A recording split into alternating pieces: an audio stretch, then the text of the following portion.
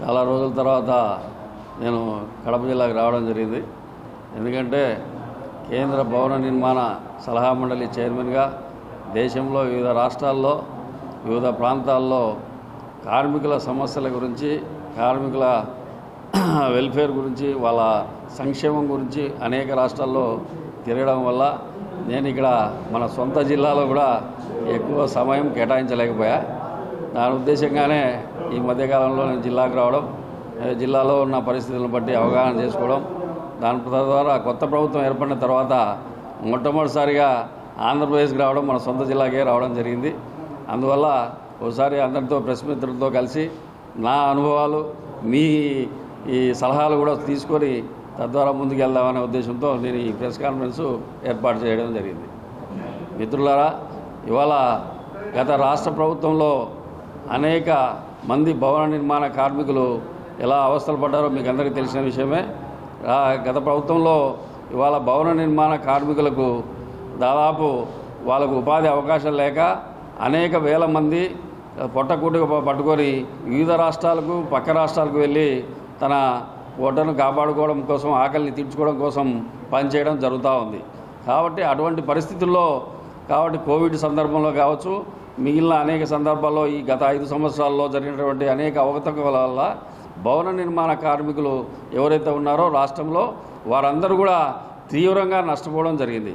కాబట్టి వాళ్ళందరూ ఇవాళ కొత్త ప్రభుత్వంలో ఉన్నటువంటి భవన నిర్మాణ కార్మికులు ఎవరైతే వచ్చారో కొత్త ప్రభుత్వం, వాళ్ళందరి మీద కూడా ఒకసారి దృష్టి పెట్టి, వాళ్ళ సమస్యలపై దృష్టి పెట్టి వాళ్ళందరికీ కూడా పూర్తిగా న్యాయం చేయాలని చెప్పేసి గౌరవ ముఖ్యమంత్రి గారికి కూడా ఈ పత్రికా ముఖంగా కూడా నేను కోరుతున్నాను.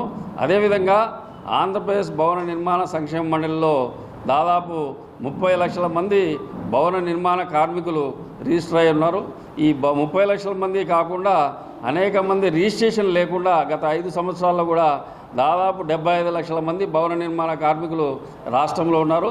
ఆ రాష్ట్రంలో వారంతా కూడా రిజిస్ట్రేషన్ లేకపోవడం వల్ల రాష్ట్ర ప్రభుత్వం ఇచ్చే, కేంద్ర ప్రభుత్వం ఇచ్చే అనేక సంక్షేమ కార్యక్రమాలను అందుకోలేక వీళ్ళందరూ కూడా పాపం నష్టపోవడం జరుగుతూ ఉంది. దానివల్ల భవన నిర్మాణ కార్మికులు తద్వారా నష్టం చెందుతూ ఉన్నారు. కాబట్టి వీరందరినీ కూడా వెంటనే త్వరితగతిన రాష్ట్ర ప్రభుత్వం రిజిస్ట్రేషన్ కార్యక్రమం చేపట్టాలని చెప్పేసి కూడా ఈ సందర్భంగా నేను కోరుతూ, రిజిస్ట్రేషన్ కార్యక్రమం చేపడుతూ అదేవిధంగా గత ప్రభుత్వంలో అనేక మంది సంక్షేమ కార్యక్రమాలను పొందలేక దాదాపు నాకు అందిన సమాచారం ప్రకారం కూడా 5 లక్షల క్లైమ్స్ ఎవరైతే ఉన్నారో ఆ క్లైమ్స్ పెండింగ్లో ఉన్నాయి. భవన నిర్మాణ కార్మికులకు సంబంధించి ఆ 5 లక్షల క్లైమ్స్ను కూడా వాళ్ళందరికీ అందించి వాళ్ళందరికీ ఆర్థిక పరంగా కూడా చేయూతను అందించాలని చెప్పేసి కూడా ఈ రాష్ట్ర ప్రభుత్వాన్ని ఈ సందర్భంగా నేను కోరుతున్నాను. ఆ క్లైమ్స్ ఏవేవి అంటే, వాళ్ళు ఎవరైతే భవన నిర్మాణ కార్మికులు మ్యారేజ్ బెనిఫిట్స్ కావచ్చు, వాళ్ళు ఏదైతే ప్రెగ్నెన్సీ బెనిఫిట్స్ కావచ్చు, వాళ్ళ ఎడ్యుకేషన్ బెనిఫిట్స్ కావచ్చు, వివిధ రకాల కార్యక్రమాలైనటువంటి అనేక కార్యక్రమాలు, యాక్సిడెంటల్ బెనిఫిట్స్ కావచ్చు, ఇలాంటి అనేక కార్యక్రమాలను మనం కేంద్ర ప్రభుత్వం తీసుకురావడం జరిగింది. ఆ కేంద్ర ప్రభుత్వం తీసుకొచ్చినటువంటి అనేక సంక్షేమ కార్యక్రమాలను కూడా గత ప్రభుత్వం తుంగలో తొక్కి వాళ్ళ నవరత్నాల కిందకి మా సంక్షేమ మండలిలో ఉన్నటువంటి బోర్డు నిధులను వాడుకొని గత ప్రభుత్వం వాళ్ళకి నిర్వీర్యం చేయడం జరిగింది. కాబట్టి ఈ సందర్భంగా కొత్త ప్రభుత్వానికి నేను ఈ పత్రికాముఖంగా తెలియజేయడం ఏమంటే, వీళ్ళందరికీ కూడా దాదాపు 30 లక్షల మంది ఎవరైతే రిజిస్ట్రేషన్ అయినటువంటి కార్మికులు ఉన్నారో వాళ్ళందరికీ కూడా న్యాయం చేయాలని చెప్పేసి కూడా ఈ సందర్భంగా నేను తెలియజేస్తున్నాను. కాబట్టి మిత్రులారా, మేము రాబోయే రోజుల్లో భవన నిర్మాణ ఏదైతే కోవిడ్ సందర్భంగా భవన నిర్మాణ కార్మికులు ఆత్మహత్యలు చేసుకున్నారో వాళ్ళందరికీ కూడా కాంపన్సేషన్ అందకపోవడం వల్ల వాళ్ళందరూ కూడా తీవ్రంగా ఇబ్బంది పడడం జరిగింది. ఆ రోజుల్లో కూడా జనసేన అధినేత పవన్ కళ్యాణ్ గారు కావచ్చు, మిగిలిన అనేక పార్టీలు కావచ్చు ఆ రోజు ఉద్యమాలు చేయడం కూడా జరిగింది. ఆ ఉద్యమాల్లో నేను కూడా పార్టిసిపేషన్ చేయడం జరిగింది. అనేక విధంగా గత ప్రభుత్వంలో నేను కూడా గత ప్రభుత్వ ముఖ్యమంత్రికి, పాత ముఖ్యమంత్రికి ఎవరికైతే రిప్రజెంటేషన్ కూడా ఇవ్వడం జరిగింది. ఈ ఆత్మహత్యలు ఎవరైతే చేసుకున్నారో వాళ్ళందరికీ కూడా భవన నిర్మాణ కార్మికులందరికీ కూడా వాళ్ళకి కాంపన్సేషన్ అందించాలని చెప్పేసి, వాళ్ళకి ఆర్థిక సహాయం అందించాలని చెప్పేసి కూడా నేను ఈ సందర్భంగా కోరడం జరిగింది. కాబట్టి ఈ ప్రభుత్వం వీళ్ళందరి మీద కూడా దృష్టి పెట్టి వీళ్ళందరికీ రాబో రోజుల్లో చేయూతను అందించి ఉపాధి అవకాశాలు త్వరితగతిన కల్పించి వాళ్ళ ఆకలి బాధలు తీర్చాలని చెప్పేసి కూడా ఈ గౌరవ ముఖ్యమంత్రి గారు అయినటువంటి ప్రస్తుత ముఖ్యమంత్రికి నేను కోరుతూ ఉన్నాను ఈ సందర్భంగా.